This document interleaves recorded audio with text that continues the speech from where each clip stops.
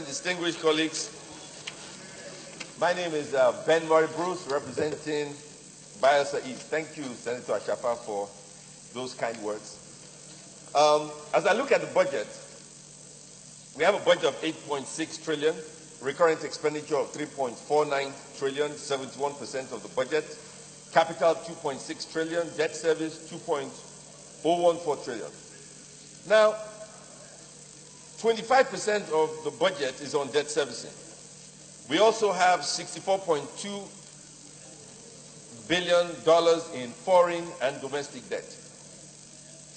Going forward, Woody has downgraded our economy, and the reason we are downgraded is because we cannot meet our revenue projections.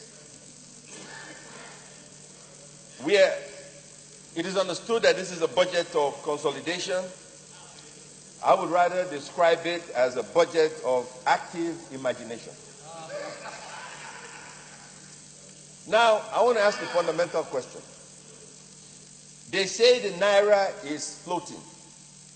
So we have two currencies, 305 and 365. Is it floating or is it cruising? Which is it? We have to decide what the exchange rate really is. You can't give us an exchange rate that is not available to anybody, and we use another exchange rate that we say does not exist. So is it 305 or 365? This is the fundamental difference for economy. Now, if you look at the budget from 1960 to the present, you have agencies that were designed for 1960, agencies that were designed for the Nigerian Civil War, agencies that were designed to suit certain conditions in life. 60 years later, those agencies still exist in the books. If you look at the budget, you would see some agencies, they get recurrent expenditure, they pay salaries, they get houses, computers, cars, but they have no money to do any work. No money to do any work. We pay salaries. Some agencies are so bloated, it defies logic. But these agencies exist. So we have, I don't know, 2.4 million people consume maybe 60% of the recurrent expenditure of Nigeria. It doesn't make any sense. Let us say Nigeria was a company. Let's say it's Apple or Procter & Gamble or Ford or GM. You would not run a country the way we run Nigeria.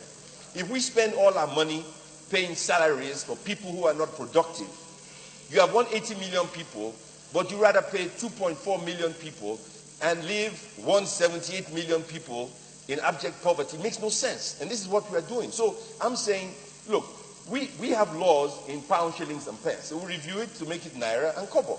We have laws that have outlived their usefulness, so we modify them. We are lawmakers. So I expect the Minister of Finance to say, okay, this budget comprised of agencies and functions that once were needed a long time ago. I called President Obasanjo on the phone 2 days ago. And he said to me, the National Orientation Agency was necessary when we had no political parties. What is the value of the National Orientation Agency in today's world, for instance? Yet billions of naira are spent in that agency. I mean, we're not talking of rocket science. Let us look at the budget. Let us look at agencies that make no sense. FRCN, sell it to the staff. Just sell it to the staff. Pay attention. Now, sell it to the staff. Why do you have agencies? FRCN has 8,000 workers. Sell it to them. Sell NTA to the staff. Voice of Nigeria. Who listens to Voice of Nigeria? Does anybody listen to Voice of Nigeria? Sell it. If the staff want to buy, let them buy it. Don't find anybody. Sell it to them. Set up a cooperative and let them, like what Awolowo did, sell it to them. What I'm saying is, look, if you send 71% of the budget on recurrent expenditure, and I'm talking just pure common sense, we will never get out of this predicament we find ourselves in. I'm just looking at Nigeria as you look at a company. You will not spend all your money paying salaries. Now, I'm not saying fire anybody, just sell it, privatize it, do something. Now, Minister of Transport, Senator Ashafa is talking about the rail system. But I've written a letter to the Minister of Transport, and I've asked him to send us the contract he has with the Chinese. And let me tell you why this is very important.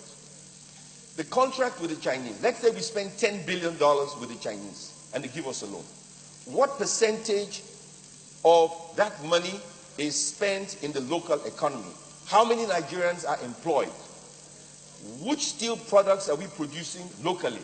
The last time I checked, Rail lines were produced 300-400 years ago. It's not rocket science. It's not rocket science. We have Ajakuta steel. So if we have the capability of producing steel, or we have the credibility in slow motion to make this work as Nigerians, we don't need to borrow $10 billion from the Chinese and then give them back $10 billion. What do we benefit in our economy? I'm not criticizing the project, please understand me. I'm saying we need to find out the details of the contract. First of all, we need modern trains, not trains of 1922, modern trains. We need tracks that make sense. Ajakuta is there, and one of my greatest heroes is Shehu Shagari for building that Ajakuta facility. Why don't we use that facility? Why don't we bring the technology and make that work and find out some kind of way to keep jobs in our country through the rail system we badly need, we should have, and I support, but the Senate, pay attention, but the Senate must have access to the contract to be sure, just in case the executive made a mistake, we can fix that. Now, the United Nations projected that in February 2018, Nigeria will have more people in poverty than in India. We have a population of 180 million people. India has a population of 1.3 billion. Nigeria will have more people in poverty than India. Now, if we're going to have more people in poverty than India, then we have to create jobs. For us to create jobs, we cannot export our scarce naira to China or to India or some other place. We have to find a way to create jobs in Nigeria. That is why I'm asking for this contract. And that's why it's very important that people pay attention that we need to find out what can be done domestically to create jobs for our people and not be too excited about projects and export all the jobs back to foreign countries. And finally, in 2005, Obasanjo had a budget of 1.6 billion naira. 1.6 billion. And in that year, 1.6 billion naira in 2005. And President Obasanjo paid off our entire foreign debt. Now, this is a lesson to us. If we spend 25% of our revenue if we spend 25% of our revenue servicing debt, that is a first line charge. Please understand the math. It's the first line charge.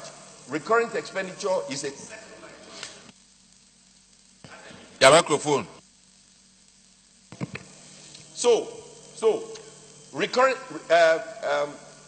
debt servicing is a first line charge. That's 25% of your budget.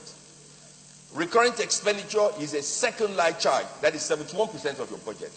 Only after you pay the first line charge, second line charge, do you have money for capital expenditure.